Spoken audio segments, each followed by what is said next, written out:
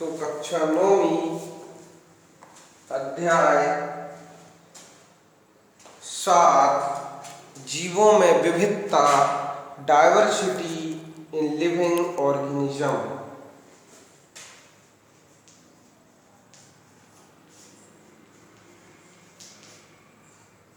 जीवों में विविधता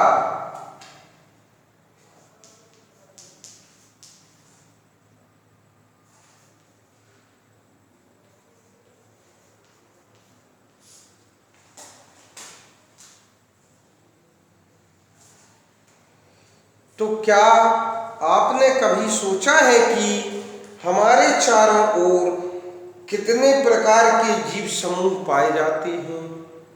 सभी जीवधारी एक दूसरे से किसी न किसी रूप में भिन्न होते हैं। मतलब जीवों में पाए हमारे आसपास जो भी जीव जंतु सजीव देखते हैं, उनमें सभी जीवों में कुछ विशेष प्रकार की भिन्नता पाई जाती है।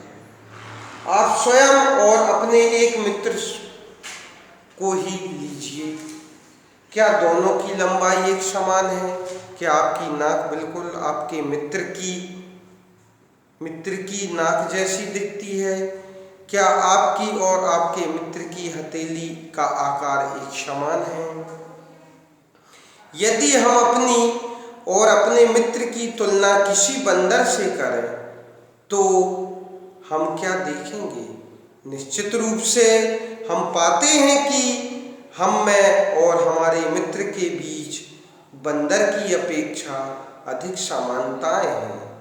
परंतु जब हम अपनी तुलना गाय और बंदर दोनों से करते हैं, तब हम देखते हैं कि गाय की तुलना में बंदर अधिक समानताएं हैं। तो हम लोगों को तय करना है कि कौन से विशिष्ट लक्षण वांछित समूह के जीवों के लिए अधिक महत्वपूर्ण हैं। इसके बाद हम यह भी तय करेंगे कि किन लक्षणों को छोड़ा जा सकता है। अब पृथ्वी पर रहने वाले जीवों के विभिन्न समूहों के बारे में सोचें। हम एक ओर जहां सूक्ष्मदर्शी से देखे जाने वाले बैक्टीरिया, जिनका आकार कुछ माइक्रोमीटर होता है, वहीं दूसरी ओर 30 मीटर लंबे नीलभेल या कैलिफोर्निया के 100 मीटर लंबे रेडवुड पेड़ भी पाए जाते हैं। कुछ चीड़ के वृक्ष हजारों वर्ष तक जीवित रहते हैं, जबकि कुछ कीट जैसे मच्छरों का जीवन काल कुछ ही दिनों का होता है। जैव विविधता रंगहीन जीवधारियों और पारदर्शी कीटों और विभिन्न रंग वाले पक्षियों और फूलों में भी पाई जाती है। तो हम अपने आसपास जो भी देखते हैं, चाहे पेड़ पौधे, जीव जंतु, सभी में एक दूसरे में भिन्नता पाई जाती है। उसी को बोला जाता है जीव विविधता, जीवों के बीच भिन्नता। तो हमारे चारों ओर की इस असीमित भिन्नता को विकसित होने में लाखों वर्ष का समय लगा। इन सभी जीवधारियों को जानने और समझने के लिए हमारे पास समय का बहुत छोटा हिस्सा है। इसलिए उनके बारे में हम एक एक कर विचार नहीं कर सकते।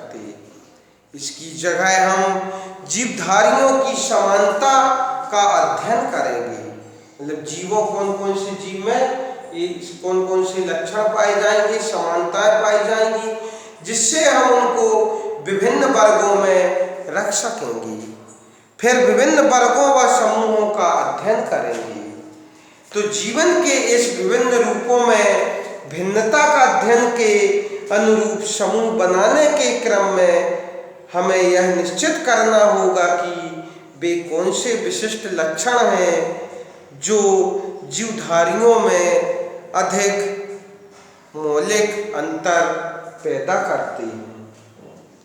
इसी पर जीवधारियों के मुख्य विस्तृत समूह का निर्धारण निर्भर करेगा। इन समूहों में से छोटे समूहों का निर्णय अपेक्षाकृत कम महत्वपूर्ण लक्षणों के आधार पर किया जाएगा। तो वर्गीकरण का आधार क्या है? वर्गीकरण मतलब जीवों को अलग अलग वर्गों में बांटना, उनकी समानता और असमानता के आधार पर अलग अलग वर्गों में बांटा जाना। तो उसका किस आधार पर उनको हम बांट सकते हैं, जिससे उनके गुणों को हम पढ़ सकते हैं और उनका अध्ययन करके जानकारी प्राप्त कर सकते हैं। तो जीवों के समूहों के वर्गीकरण का प्रयास प्राचीन समय से किया जा रहा है।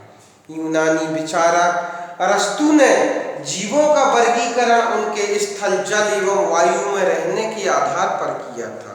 तो अरस्तु जो है वो जीव विज्ञान के जनक कहे जाते हैं।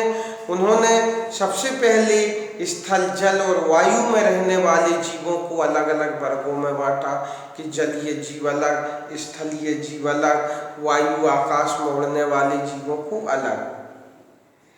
यह जीवन को देखने का बहुत सरल किंतु भ्रामक तरीका था।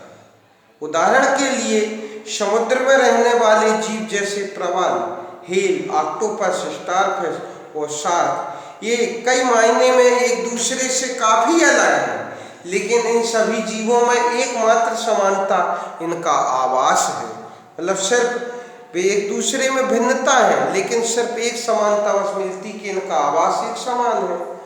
तो अध्ययन एवं विचार के लिए इस आधार पर जीवधारियों को समूहों में बांटना ठीक नहीं है। मतलब सही मायने में ये तरीका सही नहीं था। इसलिए हमें यह निर्णय करना है कि किन विशिष्ट अभिलक्षणों के आधार पर बृहद वर्ग का निर्माण किया गया। उसके बाद हम अन्य लक्षणों के आधार पर किसी वर्ग को उप समूहों में बांट सकते हैं। नए लक्षणों के आधार पर समूहों के भीतर इस तरह के वर्गीकरण की प्रक्रिया जारी रह सकती है। इस विषय में आगे बढ़ने से पहले हमें लक्षणों का अर्थ समझना पड़ेगा। जब हम जीव के किसी विविध समूह को वर्गीकृत करते हैं तो सबसे पहले हमें यह जानना होता है कि इस समूह के सदस्यों में क्या क्या समानताएं हैं, जिसके आधार पर कुछ को एक साथ रखा जा सके। वास्तव में यही उनका लक्षण और व्यवहार होता है। यह कहें कि यही उन जीवों का रूप और कार्य है।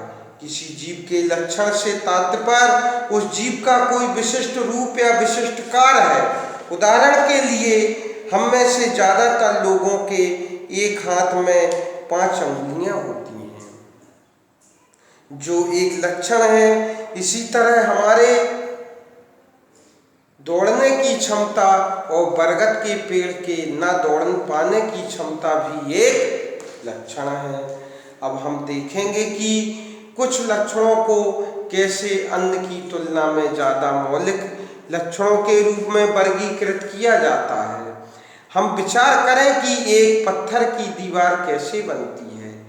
दीवार में प्रयोग में लाए गए पत्थर विभिन्न आकार प्रकार के होते हैं।